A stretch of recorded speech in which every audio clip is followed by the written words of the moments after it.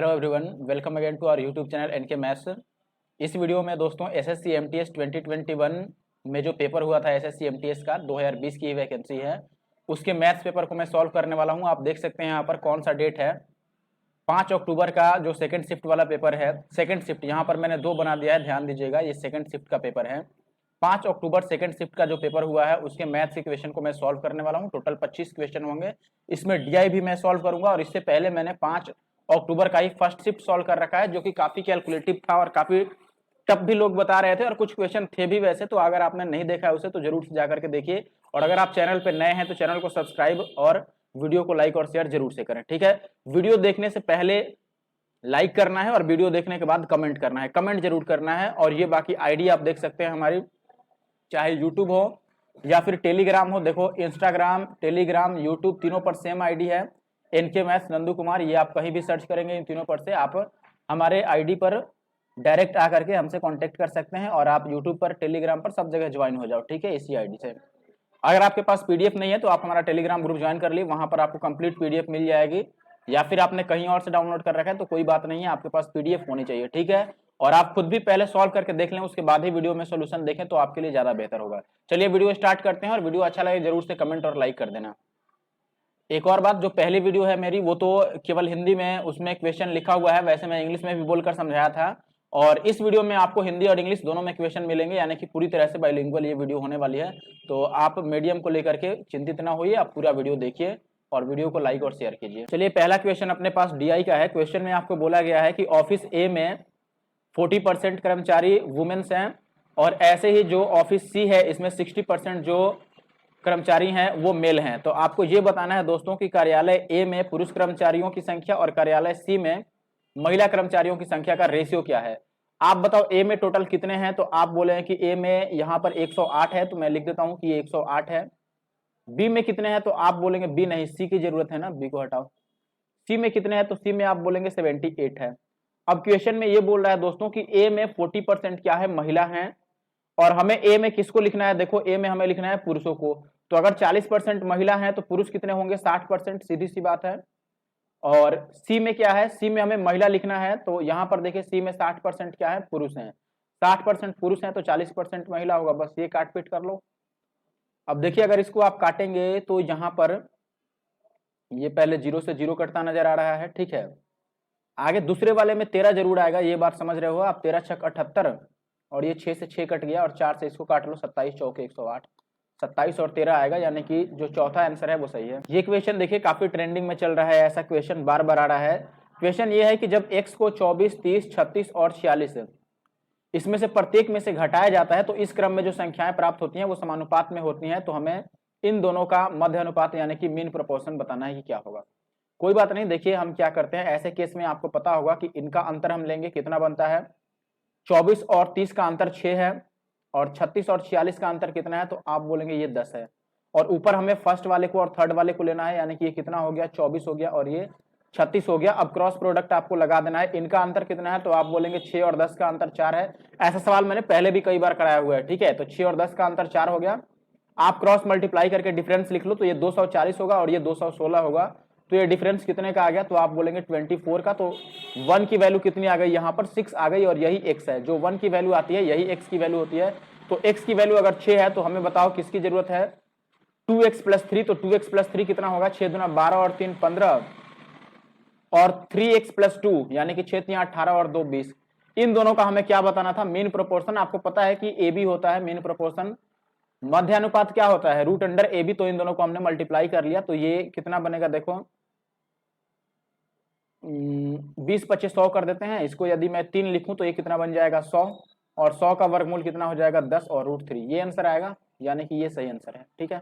Third question देखिए दोस्तों, यहां पर आपको बताना है मीडियन और साथ ही साथ मोड, दोनों का क्या निकालना है, मीन निकालना है। मीन निकालने का मतलब एवरेज निकालना है। अब सीधी भाषा में समझ लो कि हमें एवरेज बताना है, किसका एवरेज बताना है, मीडियन का, और साथ ही साथ मोड का, बहुलक का और मीडियन का।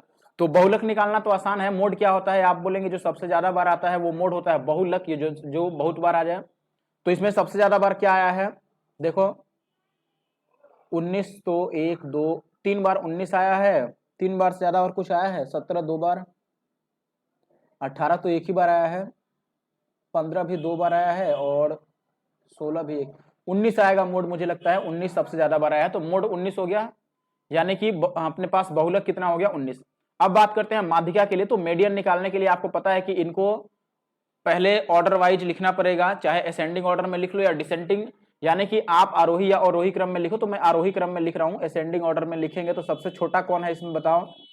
सबसे छोटा मुझे लग रहा है कि इसमें 13 है, 13 है, 13 से छोटा कुछ नहीं है ना इसमें, 13 है सबसे छोटा, तो मैंने 13 लिख दिया एक बार, यहाँ पर एक और बार 13 है तो 13 लिख दिया मैंने, पहले 13 हो गया। 13 के बाद आएगा 14, एक 2 बार 14 भी है तो इसको भी हमने 2 बार लिख दिया। 14 के बाद आप देखो 15 आएगा, ये भी 2 बार है तो ये भी मैंने 2 बार लिख दिया, 15 को भी, यहाँ पर एक बार है। 15 के बाद 16, 16 तो एक ही बार आया है अपना, 16 लिख दिया। इसके बाद 17, देखो 17 यहाँ भी है और यहाँ भी है, 2 बार आया है तो 17 मैंने 2 बार लिख दिया। 17 के बाद 18 भी एक बार आया है तो 18 लिख दिया। उसके बाद 19 तो 3 बार आया था तो 19 को मैंने 3 बार लिख दिया। फिर 20 भी आया है इसमें, यहाँ पर देख सकते हैं, तो 20 मैंने लिख दिया। और कोई बाकी रह गया? और कोई बाकी नहीं है आई थिंक। तो चलो यहाँ पर n बताओ कितना हो गया। n का मतलब ये कितनी संख्याएं हैं, इनको काउंट कर लो, 1 2 3 4 5 6 7 8 9 10, फिर 10 3 13 और 1 14 है। n का मान 14 है। तो अगर ये इवन नंबर है, यानी कि अगर ये सम संख्या है, तो आपको पता है कि मीडियन कैसे निकालते हैं, n/2 में और n/2 + 1 में। ये दोनों जो वैल्यू आएगा इनका जो एवरेज होता है वो मीडियन होता है, यानी कि n/2 में और n/2 + 1 में चर मानों का माध्य जो होता है वो होता है यहाँ पर मीडियन। तो n/2 का मतलब 14 का आधा 7वें, तो हम लिख देंगे 7वें और 8वें। इसमें देखो 7वें नंबर पे कौन सा आ रहा है और 8वें पे ये 1 2 3 4 5 6 7, 7वें पे 16 आ गया और 8वें पे 17 आ गया, तो 16 और 17 का एवरेज कितना होगा, 16 + 17/2, यानी कि ये कितना हो गया, 7 से 13 33 का आधा आ रहा है तो 16.5 हो गया। तो हमें क्या बताना था, माध्य बताना था, किसका, बहुलक का और माध्यिका का। तो देखो बहुलक हमारा कितना आया है, आप बोलेंगे दोस्त कि बहुलक आया है हमारा 19 और ये आया है अपना 16.5, तो इन दोनों का हमें क्या बताना है, एवरेज बताना है। तो अब हम लिख देते हैं कि एवरेज जो आएगा वो 19 और 16 जोड़ लो कितना होगा, तो आप बोलेंगे 19 और 16 होगा 45, 10 10 20 और 9 6 15, 35 ही होगा क्या, 10 अगर जोड़े तो 26 और 9 35, 35.2, 35.5 का आधा करना है तो ये 17 पॉइंट समथिंग आएगा, 17 पॉइंट से 2 2 है, कोई बात नहीं, 17 पॉइंट कितना आएगा 75 ये आएगा। तो ये आंसर है अपना। आगे बढ़ते हैं, अगला सवाल देख लो। 820 में बेचने से 18% का लॉस है, तो 25.5 का लाभ कमाने के लिए, इतना परसेंट का लाभ कमाने के लिए वस्तु को कितना में बेचना चाहिए। तो हम बोले कि 820 जो है ये 18% लॉस को डिनोट करता है। 18% लॉस का मतलब 100 में से 18 को माइनस कर लो, तो अगर 100 में से 18 को माइनस किया जाए तो कितना बनेगा, ये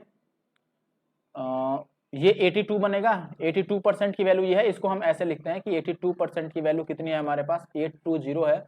तो हमें देखो इस ये लाभ है ना, प्रॉफिट है, तो 100 में जोड़ लेते हैं, 125.5% की वैल्यू हमें बतानी है। ये कितना है, 10 टाइम्स है, 10 गुना है, तो ये भी 10 गुना करेंगे, 10 से गुना करोगे तो ये पॉइंट साफ हो जाएगा केवल, और 1255 गुना। इससे आसान तरीका नहीं हो सकता इस सवाल के लिए, ये अपना आंसर है। अगला सवाल है कि 13 सेंटीमीटर ऊंचाई वाले ठोस लंबवृत्तीय बेलन का कुल पृष्ठीय क्षेत्रफल, total surface area 880 centimetre square है। यदि इसका वॉल्यूम 11 के है तो के की वैल्यू क्या होगी। देखियो सबसे पहले हमें कुल पृष्ठ का क्षेत्रफल दिया है, तो आप बताइए सिलेंडर का टोटल सरफेस एरिया कितना होता है। तो आप बोलेंगे कि 2πr × r+h होता है, और इसकी वैल्यू हमें 880 दे रखा है। अभी बताओ कि यदि मैं 2πr यहां पर रख दूं कि 2 और पाई का मान 22/7, r तो हमें मालूम नहीं है तो r को ऐसे ही रहने दो, और प्लस h की वैल्यू 13 है, और ये कितना आ गया 880, तो ये 22 दूना 44 से 2 बार में कट जाएगा, 20 आ गया। तो आप बोलें कि r² + 13r और बराबर 140 आ रहा है ना, तो इसको इधर लिख देते हैं, ये 140 = 0। ये किसमें टूटेगा, आपको पता है 20 सतह 140 होता है, तो ये प्लस का 20 और माइनस के साथ में टूट रहा है, तो r की वैल्यू कितनी आएगी, माइनस की 20 और प्लस का 7 आएगा। तो माइनस वाला वैल्यू तो हम लेंगे नहीं, तो प्लस वाला वैल्यू लेते हैं, यानी कि r की वैल्यू कितनी हो गई 7। अब r की वैल्यू अगर 7 है तो हमें आयतन लिखना है। आयतन कितना होता है दोस्तों, πr² और = ये 11k हो गया। अब बताओ πr² की वैल्यू कितनी आएगी, जब r की वैल्यू 7 है तो आपको पता है कि πr² की वैल्यू 154 होती है, और इंटू की h बराबर ये हो गया 11 और k, 11 से बस इसको काट दो, तो 11 एक बार में 11 चौके 44, और h के जगह पर हम 13 लिख लेते हैं इक्वल टू k। इसको मल्टीप्लाई कर दो, 4 3 12, लास्ट में 2 आएगा, ये आंसर होगा। मैंने यूनिट डिजिट देख लिया, बस काट पीट करके लास्ट में 4 3 जा ये आ रहा है ना, बस खेल खत्म। यहाँ पर 13 का मल्टीपल भी एक दफा ढूंढ सकते थे, लेकिन ये सारे लगभग 13 के मल्टीपल ही हैं, सारे ही 13 के मल्टीपल हैं, तो हमें सॉल्व करना ही पड़ता, तो ये अपना आंसर होगा। आगे बढ़ते हैं। अगला सवाल देखिए, इसमें कह रहा है कि in which office the number of employees approximately 18% more than the average number of the employees working in office A C D में जितने लोग काम करते हैं उनके एवरेज से 18% ज्यादा किस में लोग हैं। तो पहले ACDE का एवरेज निकाल लेते हैं। A है कितना 108, C है 78 और DE यानी कि 60 और 18।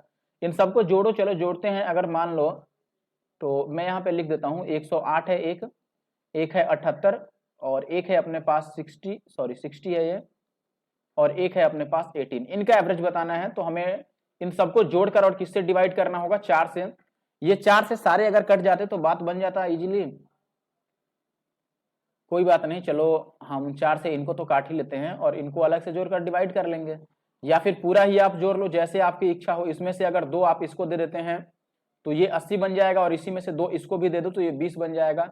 4 अगर दे दिया तो 104 रहेगा, बाकी इनको तो जोड़ लो, ये 100 हो गया और 60 160, तो ये मुझे लगता है कि 164 बन गया, और बटा 4 तो ये कितना आ गया, सही जोड़ा ना मैंने, 164 से ज्यादा आना चाहिए ना, गलत जोड़ दिया।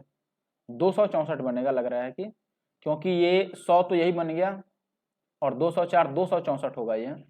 अब 4 से डिवाइड कर लेते हैं, या इसको 18% बढ़ाना है, बस इससे 18% ज्यादा कौन है, तो इसको डायरेक्ट मैं 18% बढ़ा देता हूं। ये इतना बाई 4 है, इसको 18% बढ़ाएंगे तो 118/100 बनेगा।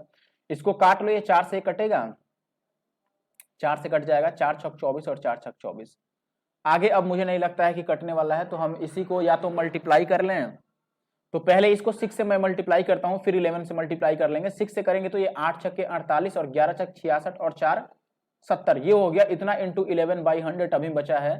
तो अब 11 से मल्टीप्लाई करना इजी है इसको, ये बनेगा 8, फिर 8 में 0 जोड़ोगे तो 0 ही आएगा, 0 में 7 जोड़ोगे तो 7 ही, और फिर ये 7 आएगा, लगता है इतना आएगा, एक बार देख लो। 708 और 708, तो 7 7 और 8 8 आएगा ना, यहाँ पर 8 होगा और पॉइंट यहाँ पर आएगा, तो ये 77.88 आ रहा है। तो 77 के पास जो भी होगा वो आंसर होगा। देखो इसमें से कह रहा है कि बी होगा या सी होगा। अब ऑप्शन अपने पास किस तरह से है, बी है, सी है, डी है और ए है। इनमें से देख लो 77 के पास कौन सा है, सी ही है, तो सी अपना आंसर होगा। This one is correct answer. थोड़ा सा मतलब ऑप्शन लिखने का तरीका इनका अलग हो गया है, इस बार एमटीएस में काफी सारे सवाल ऐसे मिले थे। चलिए अगला सवाल देखिए, थोड़ा छोटा दिख रहा है, मैं आपको बड़ा कर देता हूँ, 1 मिनट रुकिए। चलिए ये सवाल देख लो, यहाँ पर कह रहा है कि there is a rectangular plot, एक रेक्टेंगुलर प्लॉट है जिसकी लेंथ है आपकी 120 मीटर और जो वाइड है उसका यानी कि जो ब्रेड्थ है वो है 98 मीटर। अब ये कह रहा है कि with semi circular flower beds along the breadth on both sides of the plot, the cost of putting a fence all around the pot, आपको रेट दिया है 16.5 पर मीटर। ये बताना है कि टोटल रेट क्या आएगा। मैं एक डायग्राम के थ्रू आपको बताने की कोशिश करता हूं। देखो एक रेक्टेंगुलर प्लॉट दे दिया आपको, इसमें ये कह रहा है कि यहां पर दोनों जो इसकी चौड़ाई है वहां पर सेमी सर्कुलर क्या किया गया है, एक ये 1 मिनट चलो इसी को बना लेते हैं, मिटाएगा कौन। ये दो इसने बना दिया, फुलवारी बना दिया। अब कह रहा है कि इस फुलवारी के चारों तरफ क्या लगाना है, इसको तार से या किसी चीज से घेरना है, तो उसकी लागत बतानी है। अब देखो क्या कहां कहां वायर लगेगा, अगर तार ही लगाना है तो जो भी लगना है यहां पर लगेगा इस फेस पे पूरा, ठीक है। और ये तो पूरी फुलवारी है, तो यहां पे लगेगा फिर जो ग्रीन ग्रीन मैं बना रहा हूं, और फिर इस ग्रीन वाले पे लगेगा और फिर यहाँ पे लगेगा, जितना ग्रीन एरिया है, ग्रीन वाला लाइन है वहीं पे लगेगा। तो ये आप बोलेंगे कि एल है, ये भी एल है, और ये जो लाइन है ये 2πr का आधा है और ये भी 2πr का आधा है। तो अगर इस दोनों को मिला दूं मैं, इस वाले को, तो ये पूरा सर्कल बन जाएगा, यानी कि ये 2πr बन जाएगा। एक्चुअली में आपको लिखना चाहें तो लिख भी सकते हैं कि ये जो है ये कितना है, πr है यहाँ पर, और ये भी कितना है अपने पास, πr। ये πr मैं क्या लिख रहा हूं, सेमी सर्कल जो है उसका मैं सरकमफ्रेंस लिख रहा हूं, यानी कि परिधि लिख रहा हूं, अर्ध परिधि आप कह सकते हैं पूरे वृत्त के लिए। तो टोटल जो एक्चुअली में यहां पर लेंथ बन रहा है, कितनी लेंथ तक बार लगानी पड़ेगी, आप बताओ कितना लंबाई बन गया, 2 बार एल आ गया और प्लस 2πr आ गया, यही बात है। और इसको हमें मल्टीप्लाई करना पड़ेगा फाइनली किससे, तो रेट निकालने के लिए हमें प्राइस निकालने के लिए 16.5 से मल्टीप्लाई करना पड़ेगा। तो पहले मैं देखता हूं कि ये कितना बनेगा। 2L का मतलब कितना हो गया 240, क्योंकि L का मान इसमें दिया है कि ये 120 है, और प्लस 2πr। देखो ये पूरी जो ब्रेड्थ है वो है 98, तो रेडियस कितना बनेगा 98 का हाफ बनेगा यानी कि 49। तो आपको पता है कि अगर ये 7 होता तो 44 बनता, लेकिन ये 7 का 7 गुना है तो ये भी 44 का 7 गुना आएगा। आप पूरा कैलकुलेट भी कर सकते हैं, बस इसको हमें किससे मल्टीप्लाई करना है तो आप बोलेंगे 16.5 से। चलो तो ये कितना बनेगा एक बार चेक कर लेते हैं ना। तो ये आपका 7 चौके 28 और 7 चौके 28 और 2 30, ये 308 बन गया। इसमें 240 ऐड कर लो तो ये बनेगा दोस्तों 8 का 8, और ये बचेगा 4 का 4 और 3 2 5। इतना गुना में 16.5 बन रहा है।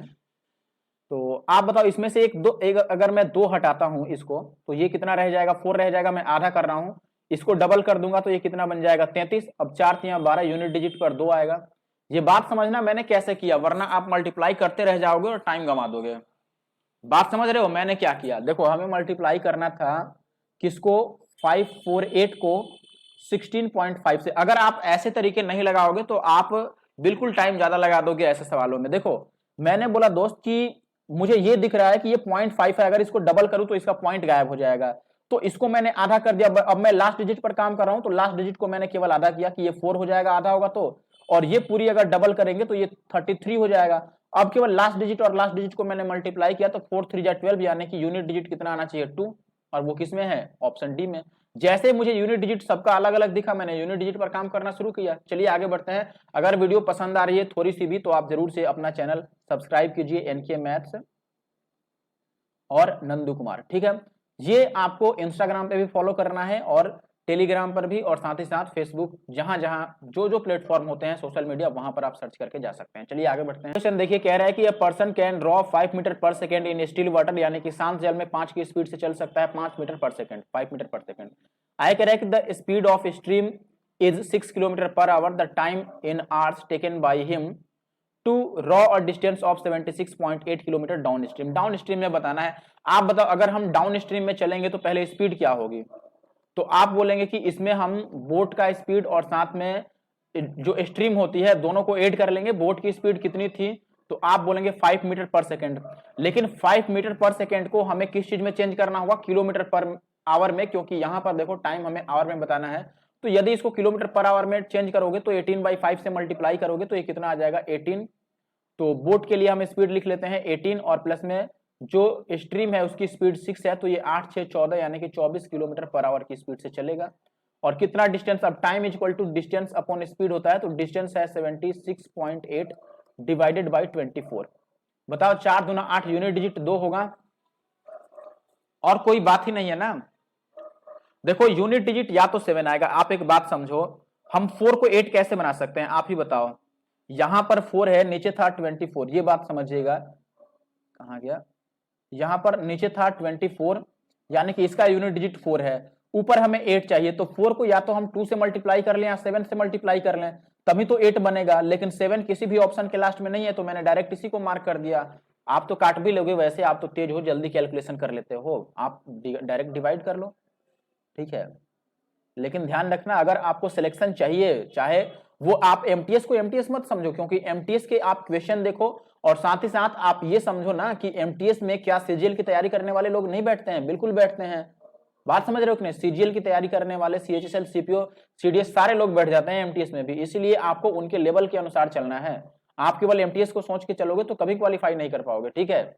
चलिए आगे चलिए नेक्स्ट क्वेश्चन देखिए। यहां पर कह रहा है कि A can do 33:1/3% of work in 10 days, वैसे ही बी जो है वो 20% वर्क, सेम जो वर्क है उसका 20% 9 डेज में करता है। अब ये कह रहा है कि they work together for 8 days, C can C alone completed 30% of remaining work in 10 days, A and C together can do the same work in. अब देखो यहां पर क्या कह रहा है दोस्त कि ए जो है ये 33:1/3% 10 दिन में करता है। इसका मतलब कितना होता है 1/3, तो यदि 1/3 ये 10 दिन में करेगा तो पूरा काम कितने दिन में करेगा 30 दिन में। बी का क्या रोल है, ये 20% काम करता है 9 दिन में, तो 100% काम 20 को 5 से गुना करना पड़ेगा ना 100 बनाने के लिए, तो इसको भी 5 से गुना कर लो, 45 डेज में करेगा। या आप ऐसे भी कह सकते हो कि 20% का मतलब 1/5 है, तो 1/5 वर्क ये 9 डेज में कर रहा है, तो टोटल 1 यूनिट का वर्क ये कितने में करेगा 9×5 = 45, ये टोटल हो गया 45 डेज। अब सी का रोल अभी पता नहीं है, तो हम यहां से पहले ये देख लेते हैं कि इनकी एफिशिएंसी क्या बनेगी। तो 30 या 90 और ये 45 × 90, यानी कि टोटल वर्क कितने का हो गया, 45 × 90 यूनिट का टोटल वर्क है। और ए बी ने कितना दिन काम करके छोड़ दिया है भाई, 10 दिन काम किया है। तो ये ए और बी एक दिन में, तो 3 और 2 5 यूनिट का काम करेंगे, तो 10 दिन में इन्होंने 50 यूनिट का काम कर दिया। 90 में से 50 यूनिट का काम हो गया, तो 40 यूनिट का काम रह गया। बात समझ रहे हो। और ये काम ये कह रहा है कि सी जो है ये शेष कार्य का 30%, यानी कि 40 का 30% कितना हो जाएगा बताओ। इसका 10% 4 होगा, तो 30% 12 होगा, यानी कि 12 यूनिट का वर्क ये कितने दिन में कर देता है, 10 दिन में। बात समझ रहे हो, 12 यूनिट का काम ये 10 दिन में करता है। तो हमसे ये कह रहा है कि ए और सी उस काम को कितने दिन में करेंगे। अब तो ये कट नहीं रहा है, कहीं कुछ गलत हो गया क्या, ये कट नहीं रहा है, यानी कि कहीं ना कहीं तो मिस्टेक हुआ है। एक बार शुरू से चेक करने दो। ये कह रहा था कि वे लोग एक साथ, अच्छा 8 दिन काम किया ना एक साथ। एक मिनट, उन दोनों ने एक साथ 8 ही दिन काम किया है, तो यहाँ पर अपना गड़बड़ आ रहा है। एक मिनट ना, टोटल वर्क कितना था, ये 90 था, ठीक है। ए और बी ने कितना दिन काम किया था, 8 दिन। तो ये एक दिन में तो 5 काम करेंगे, तो 8 दिन में 8 × 5 = 40 यूनिट का काम करेंगे, यानी कि 50 यूनिट काम रह रहा है। और ये सी कितने दिन में कर रहा है भाई, 10 दिन में। अब देखो अगर 10 डेज में 50 यूनिट कर रहा है, तो एक दिन में ये कितना करेगा, हर एक दिन में ये 5 यूनिट का काम करेगा सी। अब ये कह रहा है कि ए और सी साथ काम करे तो कितने दिन में काम खत्म हुआ। देखो टोटल काम तो 90 था, करवाना किससे है, ए और सी से। तो ए और सी से डिवाइड कर दो। ए एक दिन में 3 काम कर रहा है और सी कितना कर रहा है, 5 दिन में। तो ये कितना बन गया, एक दिन में 5 यूनिट का काम कर रहा है, तो ये तो 5 3 8 हो गया। ए और सी उसी कार्य को कितना दिन में पूरा करेंगे। अभी भी कहीं गलत हो रहा है क्या, अच्छा अभी गलत ये है ना, 30% कर रहा था ना सी, शेष काम का 30% कर रहा था। तो 50 शेष काम है, इसका 30% ही करेगा सी। तो ये 2 जीरो से 2 जीरो, यानी कि 15 यूनिट का काम ये 10 दिन में कर रहा है, ठीक है। सी क्या है, सी की रोल ये है कि ये 10 डेज में 15 यूनिट काम कर रहा है। तो डेली ये कितना काम कर रहा होगा, 1.5 यूनिट। तो अब यहाँ ए प्लस सी लिखना है ना, तो ए कितना था, 3 यूनिट एक दिन में कर रहा है, और सी 1.5, तो ये 4.5 यूनिट होगा। इसको काटेंगे तो 20 आ जाएगा, ठीक है। तो 20 डेज अपना आंसर होगा इसका, ये आंसर होगा। आगे बढ़ते हैं। अगला क्वेश्चन आपको कह रहा है कि what least number must be subtract from 2963 so that the resulting number when divided by 9 10 and 15 the remainder in each case is 5। हर एक से डिवाइड किया जाए तो रिमाइंडर कितना चाहिए, इसको 5 चाहिए। एक बात बताइए, यहाँ पर ये कह रहा है कि कौन सा सबसे छोटा नंबर है जिसको 2963 में से माइनस किया जाए। मान लो वो नंबर के है, तो उसको माइनस करने के बाद जब हम इन सबसे डिवाइड करें, इन तीनों नंबर से, तो रिमाइंडर कितना बच जाए, शेष बच जाए 5। सबसे आसान इसमें 10 दिख रहा है, तो मैं यहां पर सोच रहा हूं ना कि देखो यदि मुझे 10 से भाग करना है और रिमाइंडर 5 भी चाहिए, तो निश्चित रूप से हमें इसको करके देखो, ये पूरा करने के बाद ऐसा कोई नंबर चाहिए यहां पर जिसका लास्ट डिजिट कितना हो, 5 हो। जब तक लास्ट डिजिट 5 नहीं होगा तब तक हम 10 से डिवाइड करके रिमाइंडर को 5 नहीं ला सकते हैं। तो लास्ट डिजिट 5 कब होगा, मैं अब यूनिट डिजिट पर वापस से काम कर रहा हूं। आप बताओ कि के का मान हम क्या रखें कि इसमें से जब उसको माइनस करें तो लास्ट डिजिट 5 बन जाए। जैसे आपको नहीं समझ आ रहा है तो आप ये बात समझिए, 2963 मैं पूरा सॉल्व नहीं कर रहा हूं, मैं ये देख रहा हूं कि इसमें से मुझे कोई सा भी नंबर माइनस करना है, लेकिन यहां पर जो भी बचना चाहिए उसमें यहां पर 5 चाहिए मुझे। तो आप बोलो कि अगर यहां पर देखो 3 में से तो माइनस कर नहीं सकते हैं, तो आप कैरी लेंगे तो ये 13 होगा। 13 में से हम क्या घटाएं कि यहां पर 5 जाए, तो आप बोले कि 8 घटा लो, तो आंसर वही होगा जिसका यूनिट डिजिट 8 होगा। ये हो गया आंसर। इतना करने में मुझे बिल्कुल मुश्किल से मुश्किल 10 सेकंड लगता क्वेश्चन पढ़ने के बाद, मुश्किल से मुश्किल, ठीक है। आपको बताने में टाइम लगा है, मैं सीधी भाषा में ये समझ रहा था दोस्तों कि अगर मुझे 10 से भाग करके और 5 शेषफल चाहिए, तो निश्चित रूप से हम ऐसी संख्या को भाग करेंगे जिसका लास्ट अंक 5 हो। अब मैं सोच रहा था कि इसमें से क्या घटाएं कि लास्ट अंक 5 आ जाए। तो इस 3 को मैंने मान लिया कि हासिल लेने के बाद 13 हो गया। 13 में से जब 8 घटाएंगे तभी यूनिट डिजिट 5 बनेगा, तो आंसर का यूनिट डिजिट 8 होगा। ये आंसर हो गया। आप पूरा बाकी एलसीएम मेथड से इसको सॉल्व कर सकते हैं। सवाल देख लो, यहां पर कह रहा है कि आपको दिया गया है कि the mark price of an article is 2560। अब इसमें 2 सक्सेसिव डिस्काउंट मिला है, 20% का और X% का। उसके बाद वो बेचा गया है, 1 मिनट रुकना जरा, ये एक साइड से कट रहा है ना, अभी नहीं कट रहा होगा। उसके बाद उसको बेचा जा रहा है कितने में, 16 79.36 में। तो x की वैल्यू बतानी है। कोई बात नहीं, देखो पहले ये 2560 था, पहली बार में इसमें 20% का डिस्काउंट दिया गया, इसका 20% कितना हो जाएगा 256 का डबल यानी कि 512। डिस्काउंट दे दो तो ये कितना बचेगा 8 और ये बचेगा 4 और ये 14 में से 5 जाएगा तो 9 और ये 1948 बचेगा, ये बचेगा। पहले आप 500 सीधे सीधे घटा दो, 500 घटाओगे तो ये 20 और 60 बचेगा 12, तो 2048 ही बचना चाहिए ना, ये 2048 बचेगा, सॉरी ये 2048 हो गया, ठीक है। अब इसके बाद कह रहा है कि कुछ डिस्काउंट और दिया गया और उसके बाद ये बेचा गया कितने में 1679.36 में। तो हम देखते हैं कितना डिस्काउंट दिया होगा, इसमें से 1679 और 0.36 माइनस कर लो तो ये 0.00 होगा, माइनस करोगे तो ये कितना बचेगा 4 और ये 6 और ये आ गया अपने पास 7, तो 17 में से 9 जाएगा तो यहाँ पर 8 बच जाएगा, ये 3, तो 13 में से 7 जाएगा तो ये 6 हो गया, 9 में से 6 गया तो 3 और ये तो खत्म। तो देखो 368.64 का डिस्काउंट मिल गया, किस पर, इस वाले पर। डिस्काउंट इस पर मिलेगा 2048 पे और गुणा का 100, ये आपको निकालना है। देखो इस पॉइंट से मैंने इस पॉइंट को काट, इस पॉइंट से इस दोनों जीरो को काट दिया मैंने, सीधी सी बात है।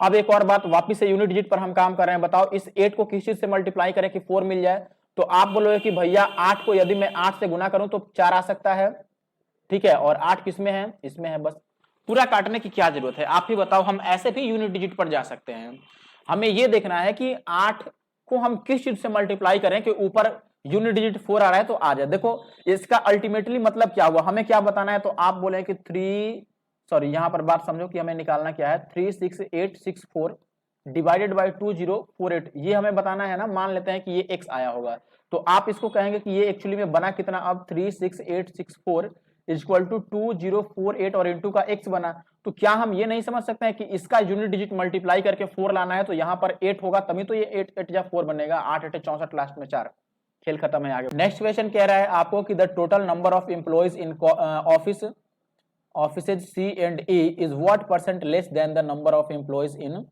office A। ऑफिस ए में कितने हैं पहले बताओ, 108 हैं, ऑफिस ए में 108 हैं और ये कह रहा है कि सी और ई वाले मिलकर इससे कितने कम है। सी और ई में कितने भाई, सी में है 78 और ई में है 18। पहले दो इसको दे दो तो 80 बन जाएगा और वो रह जाएगा कितना भैया 16, तो 80 और 16 96 हो गया। तो ये इससे कितना % कम है ये कह रहा है। पहले काट लेते हैं, तो ये 12 से 9 बार में कट जाएगा और 12 से 8 बार में। 9 8 से कितना %, सॉरी 8 9 से कितना % कम है, एक कम है 9 पर, यानी कि 11:1/9%। ये आपने फ्रैक्शन तो पढ़ा ही होगा, या आप 100 से मल्टीप्लाई भी कर सकते हैं, ठीक है। हमें ये बताना था कि ए वाला जो है, सॉरी सी और ई वाले टोटल, सी और ई कितना है, सी प्लस ई आपका 96 आ रहा है, तो 96 108 से कितना % कम है ये बताना था। नेक्स्ट क्वेश्चन देख लो, यहां पर कह रहा है कि the monthly incomes of A and B are in the ratio 2:3, ये 2:3 है, ठीक है, 2 और 3 है। अब ये कह रहा है कि and the ratio of their savings is 3:4 if the income of A equals the saving of B, then the ratio of the expenditure of A and B. यहां पर आपको इनकम का रेशियो दिया गया है, किसका, ए और बी का। कितना है भाई इनकम का रेशियो, 2:3 है, और उनकी सेविंग का रेशियो भी दिया है, बचत का अनुपात कितना है, 3:4, और हमें एक्सपेंडिचर यानी कि खर्च का अनुपात बताना है। अब इसमें एक और बात लिखा है कि ए का जो इनकम है, आय, वो बी के बचत के बराबर है। अभी बताओ कि क्या ए का आय बी के बचत के बराबर है, तो देखो बी का बचत 4 है लेकिन ए का आय कितना है, 2 है, तो हमें इसको भी 4 बनाना पड़ेगा ताकि ए की आय और बी की बचत ये दोनों सेम हो सके। तो इसको मैं डबल कर देता हूं, तो ये कितना बन जाएगा, 4:6 बन जाएगा, डबल कर दिया, और ये 3 और 4 ही रहेगा। अब जैसे ही मैं इनकम में से सेविंग को घटाऊंगा तो हमारा खर्च मच जाएगा, आय में से बचत को घटा दो, 6 में से 4 गया 2 और ये 1 आ जाएगा, तो 1:2 आंसर होगा। इससे आसान आप क्या ढूंढ रहे हो, आगे बढ़ते हैं। क्वेश्चन देखिए, यहां पर कह रहा है कि the compound interest on a certain sum for 2 years at 15% per annum is 3641। आगे कह रहा है कि when the interest is compounded 8 monthly the some is. आपको बताना है कि वो राशि क्या थी, मूलधन क्या था, और आपको ये दिया गया है कि जो ब्याज जोड़ा जाता है वो हर एक 8 महीने पर जोड़ा जाता है। आप एक बात बताओ कि टाइम टोटल कितना है, 2 वर्ष। 2 वर्ष का मतलब होता है 24 माह, 24 मंथ्स। इसको 8 ईयर से डिवाइड करेंगे तो ये कितने साइकिल देगा, आपको 3 साइकिल देगा, 3 बार 8 8 8 बनेगा, यानी कि टाइम आपको 3 लेना पड़ेगा। और रेट कितना लेना होगा, देखो 15% 12 महीने में लगता है, 12 महीने में 15%, तो 8 महीने में कितना लगेगा, 3 से काट दो। देखो मैं यहां पर लिख देता हूं, 3 से काटे तो आप बोलोगे कि भाई 4 माह में कितना लगेगा, ये 5%, तो आपको 8 माह का बताना है, 8 माह का कितना लग जाएगा, ये 10% लगेगा, यानी कि रेट कितना लेना है आपको 10%। बात समझ रहे हो? 12 महीने का 15% लगता है, तो 8 महीने का कितना लगेगा, 10% लगेगा सीधी भाषा में। अब देखो सीआई तो यहां से अब इजी है भाई, सीआई आपको पता होगा 3 सालों में 10% के हिसाब से सीआई कितना बनता है, 33.1% यही बनता है, और इसका मान हमें दिया है और 100 का मान पूछ रहा है, तो आप बोले कि 33.1% की वैल्यू तो मालूम है 361, और 100% की वैल्यू बतानी है बस। चलो ये देख लो, अब यहां पर देखो इसको क्या चीज से गुना किया होगा, देखो 1 यहां भी है 1 यहां भी है, यानी कि लास्ट डिजिट तो 1 ही हो सकता है, 1 को 1 से ही गुना करेंगे तभी 1 का आएगा, और कोई चारा ही नहीं है। लास्ट डिजिट 1 किसमें किसमें है, देखो 0 हटा लो, इसमें तो नहीं है, इसमें नहीं है, इसमें भी 0 हटाने पर 1 आ रहा है, इसमें भी 0 हटाने पर 1 आ रहा है, लेकिन ये देखो ये 10 गुना है, ये 11 गुना है। आप बताओ क्या ये 10 गुना है इसका? 10 गुना रहता तो ये 3300 के पास रहता, लेकिन ये 10 गुना से ऊपर है, यानी कि ये आंसर होगा। ठीक है, आप काट पीट करके भी कर सकते हो, लेकिन वैसे अगर काटने पीटने के चक्कर में पड़े तो टाइम लग जाएगा। अगर ये इजी है तो इजीली कैलकुलेट कर लो, देखो ये 11 टाइम्स बिल्कुल होगा। चलो आगे बढ़ते हैं, आप 11 का मल्टीपल भी डायरेक्ट ढूंढ सकते थे, क्योंकि ये 11 का मल्टीपल है, ये दिखना चाहिए आपको। देखो पहला था 33.1 और राइट साइड में आपका था 3641।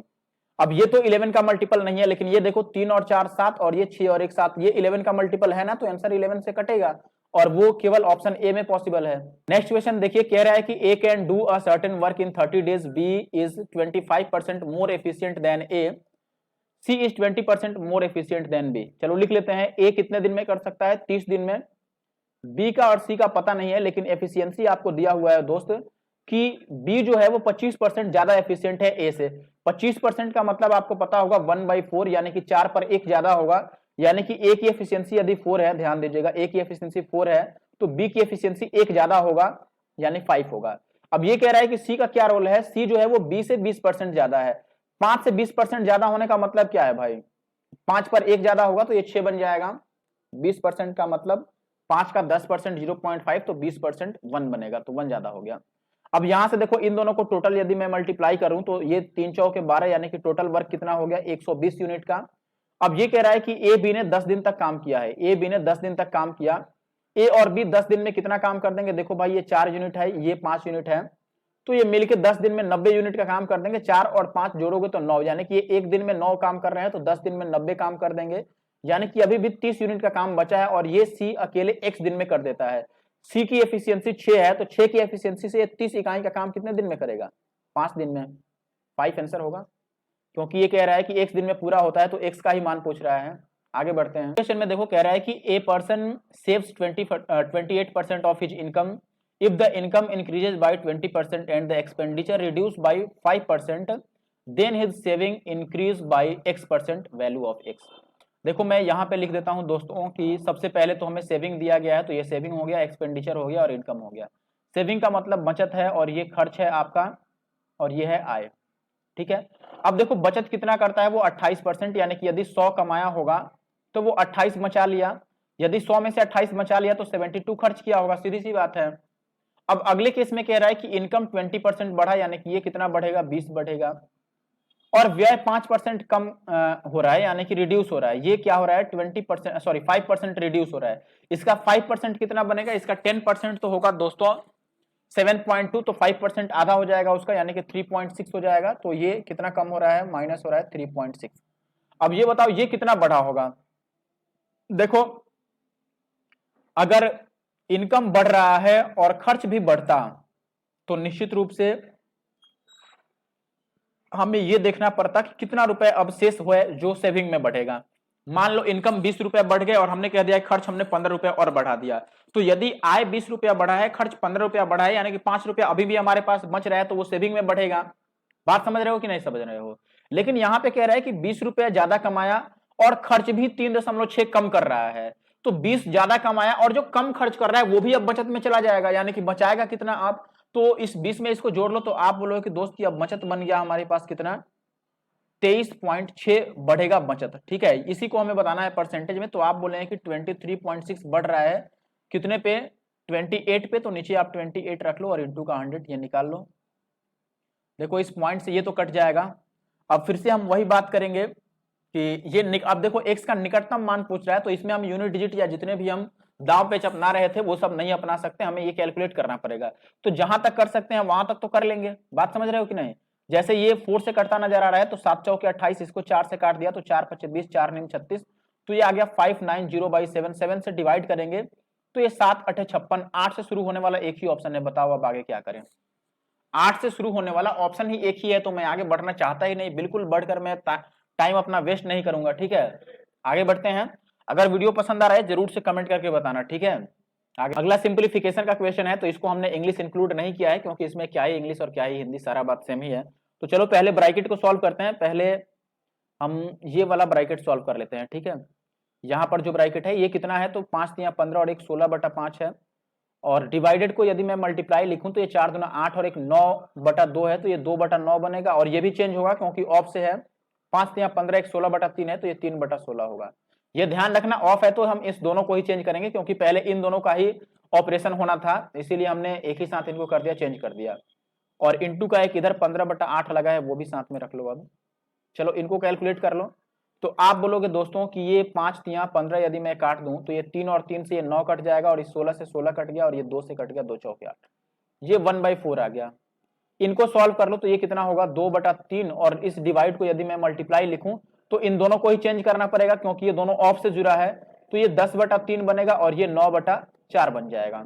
इस 3 और 3 से ये कट जाएगा, और ये 2 से कट जाएगा, 2 दूना 4, और ये 2 से 10 5 बार में कट जाएगा, यानी कि यहाँ पर कितना आ गया 5, यहाँ पे 1/4 आया था।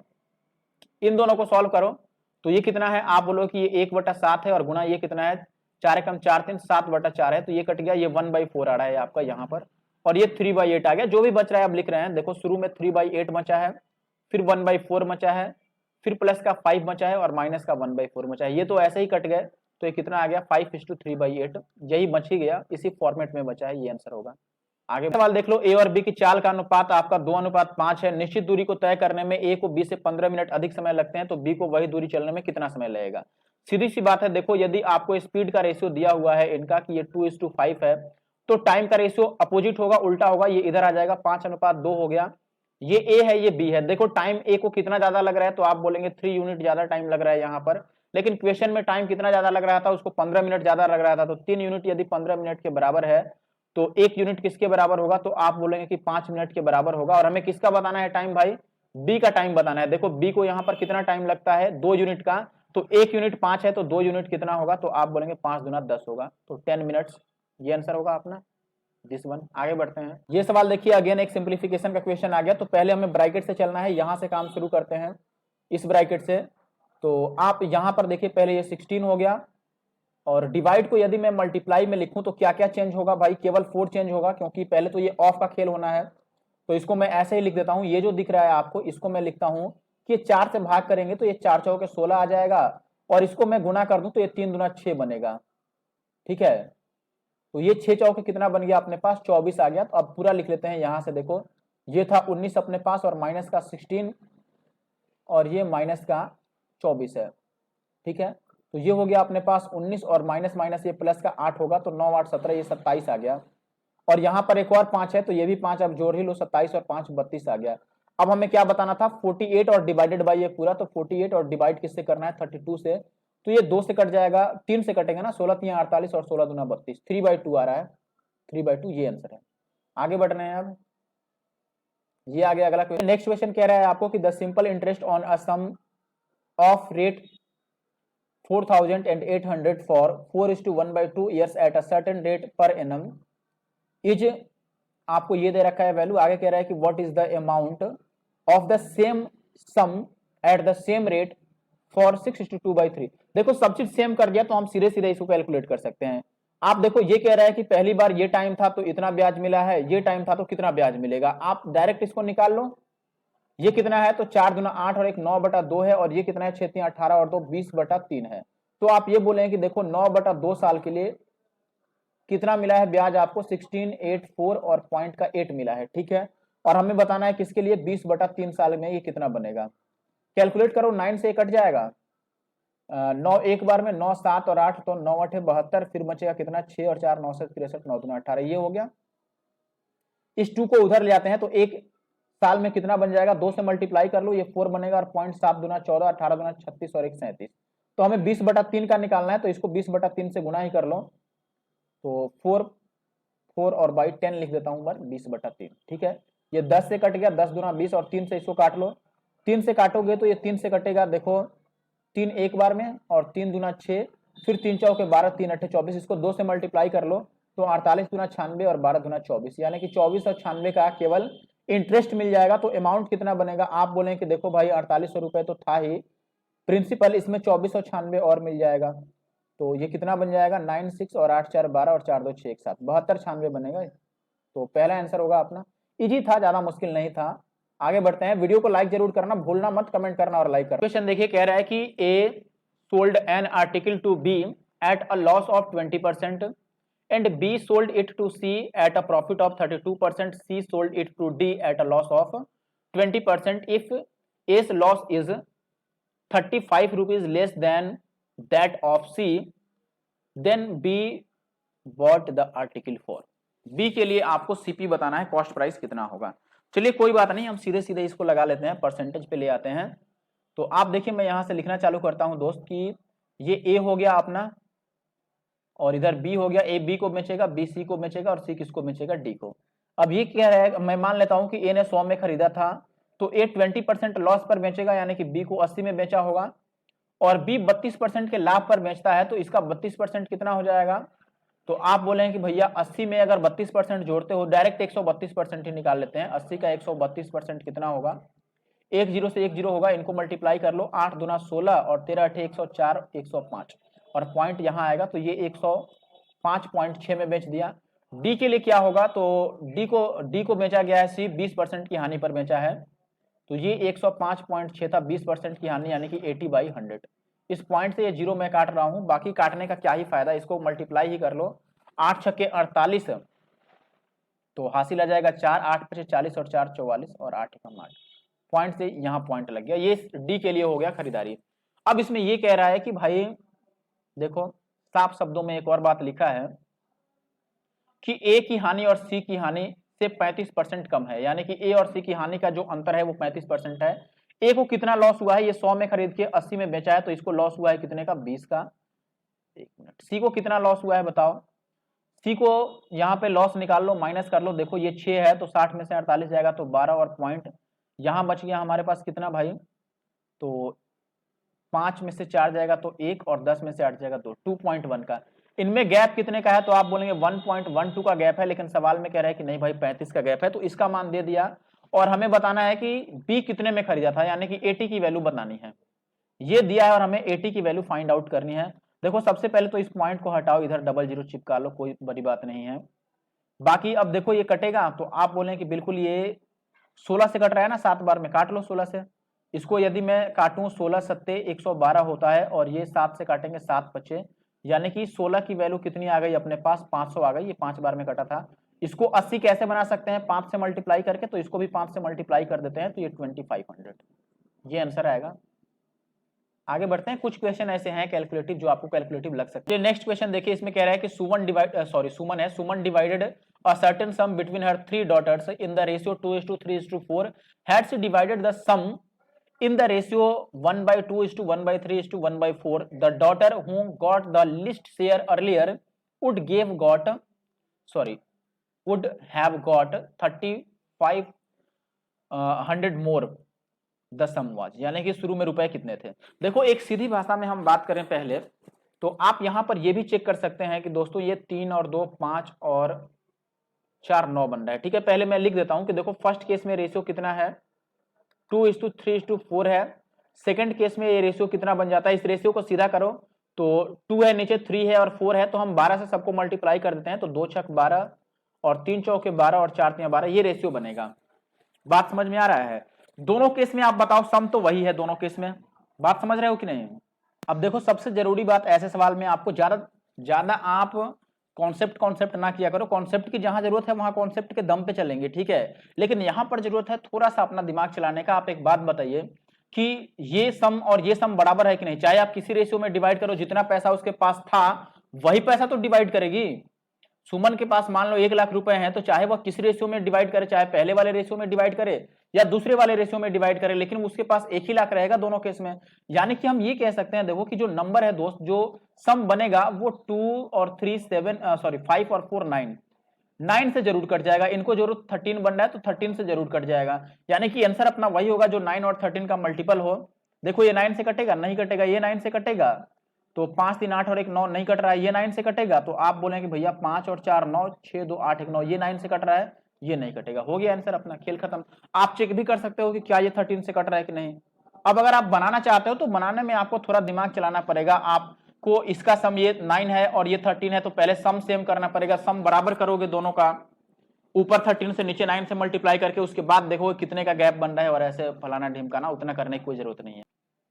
चलिए ये सवाल देखिए। एक अगला सवाल में आपको ये बोला गया है, एवरेज का सवाल है। 10 संख्याओं का औसत 18.2 है, पहली 4 संख्याओं का औसत 16.6 है, अंतिम 7 संख्याओं का औसत दिया हुआ है। यदि चौथी संख्या को बाहर कर दें तो शेष संख्याओं का औसत कितना होगा। ये भी ठीक दशमलव स्थान तक बोल दिया, तो बेसिक से जाने की कतई जरूरत नहीं है। अगर आप बेसिक के चक्कर में पड़े तो डेफिनेटली आप पीछे रह जाओगे।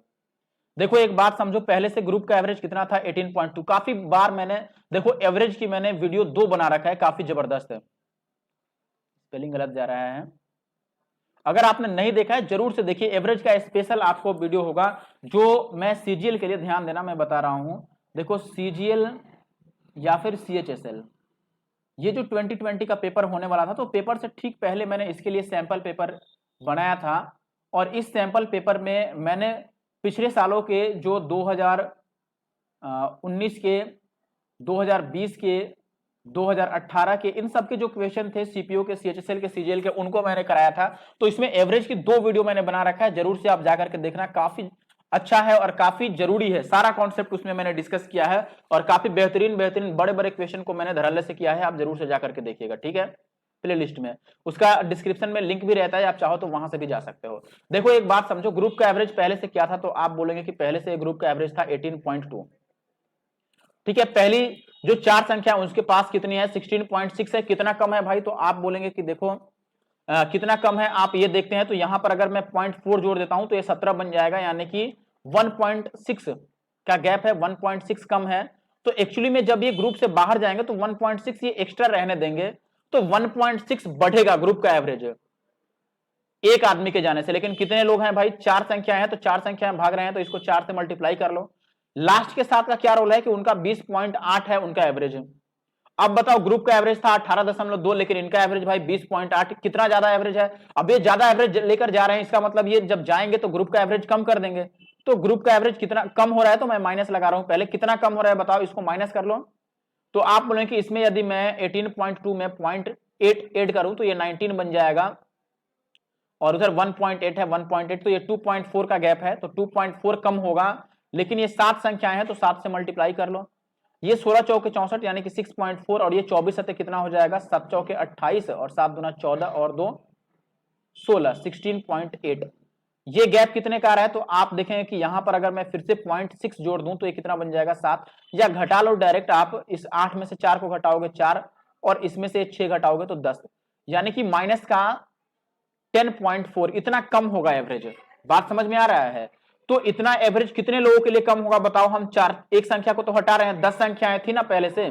सवाल समझो, यहां 10 संख्याएं पहले से थी और चौथी संख्या को, एक संख्या को हम हटा रहे हैं ना, तो अब 9 संख्याओं का एवरेज बचेगा। और 9 संख्याओं का एवरेज कितना कितना कम होना है दोस्त, तो आप बोलेंगे 104 कम होना है 9 संख्याओं पे। तो हर एक पे कितना कम होगा, ये पॉइंट भी है। तो 9 एक बार में, और 1 4, तो फिर से कितनी बार में कटेगा बताओ। 9 दूना 18 भी नहीं आएगा, ये तो 1 ही आ रहा है मुझे लग रहा है। क्या 1.1 कम होगा, कहीं पर गड़बड़ कर दिया हमने दोस्तों। 8 में से 4 जाएगा 4, और 16 में से 6 जाएगा तो 10। 10 संख्याएं थी, एक संख्या को तो हमने हटा दिया, 7 चौके 28 हासिल 2, 7 गुना 14 और 2 16, और ये 16 चौके 64, कहीं गलत तो नहीं घटा लिया। 0.8 जोड़े तो 19 बचेगा, और 1.8 तो आगे है ही। तो 8 और 8 16, तो 2, अच्छा 2.6 बन रहा था ना यहाँ पर, ये थोड़ा सा गड़बड़ हो गया। यहाँ तो 2.6 था, यहाँ पे देखना 2.4 जो मैंने लिखा है ये 2.6 था। तो इसको मल्टीप्लाई करते तो ये बनता 7 छक 42 का 2, और 7 दूना 14 और 4 18, 18.2 बचता। फिर इनका गैप हमें लिखना पड़ता कि ये कितना है, तो 12 में से 4 गया 8, और पॉइंट यहां पर कितना बचता हमारे पास, 17 में से 6 ज्यादा तो 11, 11.8, ये 9 लोगों में कम होता, तो 9 से अगर हम डिवाइड करते तो 9 एक बार, और फिर 9 तिया 27 लगभग ये बनता अपने पास 1.3 लगभग कम होगा। तो पहले से एवरेज कितना था, तो आप बोलेंगे 18.2 था, इसमें 1.3 कम कर दो, तो 12 में से 3 जाएगा तो 9, और यहां पर कितना बच जाएगा, 17 में से 1 जाएगा 16, ये आंसर आएगा। अब देखो थोड़ा सा कैलकुलेशन मिस्टेक हो गया, वरना ये पूरा काम करने में आप एक बार सोच सकते हो कि कितना टाइम लगेगा। चलो आगे बढ़ते हैं, देखते हैं और कोई क्वेश्चन बचा है। अगला ये सवाल देखें, एक काफी अच्छा सवाल इन लोगों ने बनाया यहाँ पर। ये कह रहा है कि the average of 2 digit numbers 37, 45, 6x and x6 is 48, what is the average of this. यहाँ पर 4 संख्याओं का एवरेज दे रखा है, तो देखो अगर आप टोटल सम की बात करोगे तो सम कैसे निकालेंगे, इनको जोड़ लो, 7 5 12 और 4 3 7 1 8, ये कितना बनेगा 30 और 40 70 और 12 82, और प्लस 6x और प्लस का x6 बनेगा। बात समझ में आ रहा है। और ये टोटल 48 था एवरेज, तो सम कितना हो जाएगा, 4 से गुना कर लो 192 बनेगा। इन दोनों को इधर ले जाके घटा दो तो ये बनेगा 6x और प्लस x6 इक्वल टू कितना आ जाएगा, 110 आएगा, 2 में से 2 जाएगा तो ये 110 आ गया। ठीक है, अब एक बात समझना, सीधी भाषा में मेरा बात समझो। यहां पर ये कह रहा है कि ये जो डिजिट है और ये जो डिजिट है दोनों सेम है। बहुत ध्यान से बात समझना, अगर आप पूरा सॉल्व करोगे बेसिक से तो डेफिनेटली ज्यादा टाइम लगेगा, मैं जो बता रहा हूं वो समझो आप। यहां पे x है और यहां पे भी x है, ये दोनों डिजिट सेम है। पहली बात तो सेम 2 डिजिट रखना है कि इनको जोड़ करके कितना आ जाए, 10 आ जाए। अब अगर मैं यूनिट डिजिट देखूं कि इसका यूनिट डिजिट 4 है, तो इसका यूनिट डिजिट मैं क्या रखूं कि जोड़कर 10 बने, तो आप बोलेंगे कि 6 रख दो। अगर ये यूनिट डिजिट 6 रखेंगे तभी तो 6 4 बन के 10 बनेगा, और अगर ये मैं 6 मानता हूं तो ये भी मुझे कितना मानना पड़ेगा, 6 ही मानना पड़ेगा फिर तो। अच्छा सॉरी 4 रखेंगे ना, 6 है, ये 6 है, मैंने गलत लिख दिया इसको, 1 मिनट देखना। मैंने बोला कि यहाँ पे यूनिट डिजिट 6 है तो यहाँ पे यूनिट डिजिट 4 होना चाहिए, तभी तो ये 10 बनेगा ना, 6 4 10। तो अगर ये 4 है तो ये भी 4 ही होगा, तो ये संख्या कितना बनेगा, 6 और 4 यानी कि 64, और ये बनेगा 46। आप जोड़ के चेक कर लो कि 110 बन रहा है कि नहीं, बन जा रहा है, तो x के जगह पर हमने 4 रखा है बस। अब ये कितना हो जाएगा, 4 चौके 16 और 3 19, और ये कितना बनेगा 7 4 11, इनका एवरेज बताना है। जोड़ेंगे तो ये कितना आ जाएगा, 9 1 10, हाँ ये 4 था, 7 4 11 आ गया, तो 11 और ये 4 चौके 16 और 3 19, जोड़ेंगे तो ये 10 और 10 20 और 10 30 15 आएगा। फिर एवरेज दोनों को जोड़कर आधा करना है ना, 19 प्लस 11/2, तो ये 30/2 यानी कि 15 आ रहा है। आगे देख लेते हैं। चलो एक लास्ट सवाल रह गया सिंप्लीफिकेशन का, देख लो। तो पहले ब्रैकेट से शुरू कर लें। पहले देखो इस ऑफ का खेल खत्म करो, ऑफ है तो पहले ऑफ को करते हैं ना। ब्रैकेट जहां पर है वहां ब्रैकेट पहले करना पड़ेगा, यहां पर ब्रैकेट है तो ये -1 याद रख लो, ये 6 बन जाएगा, और ये 3 है तो 3 को 6 से यदि डिवाइड करोगे तो ये हाफ बनेगा 1/2। फिर ये पूरा समझ लो अपना, इनका खेल अलग कर लेते हैं हम। तो ये -1 था, देखो ये कितना है आपका, इनका खेल हमने कर दिया। यहां पर देखो ये कितना है अपने पास, इनको बना लेते हैं पहले। तो पहले तो ऑफ का काम होगा, तो ये 12 यहाँ 36 बन गया, और ये है अपने पास 6 × 2, और डिवाइड के लिए हम नीचे लिख देंगे 36 को, ये बनेगा। तो ये 6 दूना 12 यहाँ 36, यानी कि ये भी 1/3 बन गया। ये बीच वाला हमने अभी कुछ नहीं किया था, तो ये कितना था अपने पास -3, और डिवाइडेड बाई 2 था, तो डिवाइड को हम नीचे लिख देते हैं 2, और यहाँ देखो यहाँ जो -1 था इससे ये प्लस बन गया एक्चुअली में, और इंटू का 2, तो ये कट गया, ये 3 आ गया अपने पास। तो अपने पास आ गया 1/3 और प्लस का 3 और प्लस का 1, यहाँ पे 1/2 था, ये 1/2 कितना बन गया। तो आप बोले कि देखो दोस्त ये 3 और 2 5/6 बन गया, और प्लस का 3, तो ये 3:5/6 बनेगा, यानी कि 6 × 18 और 5 23, 23/6 बनेगा, 23/6 है यहाँ पे है। ये अपना आंसर है। तो ये लास्ट क्वेश्चन था। वीडियो आपको कैसा लगा जरूर से मुझे कमेंट करके बताइएगा। और ये देखो मैं गलत लिख रहा था, एनके मैथ्स बार बार लिख रहा हूं ताकि आप भूल ना जाओ, ठीक है, भूलना नहीं है। यूट्यूब पर सब्सक्राइब करो, टेलीग्राम पर और इंस्टाग्राम पे, जहां भी आप हो वहां सब्सक्राइब कर लो, ठीक है। कमेंट जरूर करके बताना मुझे वीडियो कैसा लगा। और कुछ लोग बोल रहे थे कि शिफ्ट वाइज आप चल रहे हैं, तो आप शुरू से नहीं चल रहे हैं, लेकिन शुरू से ही है, 5 अक्टूबर से ही पेपर शुरू हुआ था, तो 5 अक्टूबर से ही मैंने स्टार्ट किया है। अब किसी किसी ने PDF दिया है तो वो 2 नवंबर वाला PDF पहले दे रखा है, तो उनको लग रहा हो 2 तारीख से शुरू हुआ था, ऐसा नहीं है, ठीक है। Thank you for watching the video.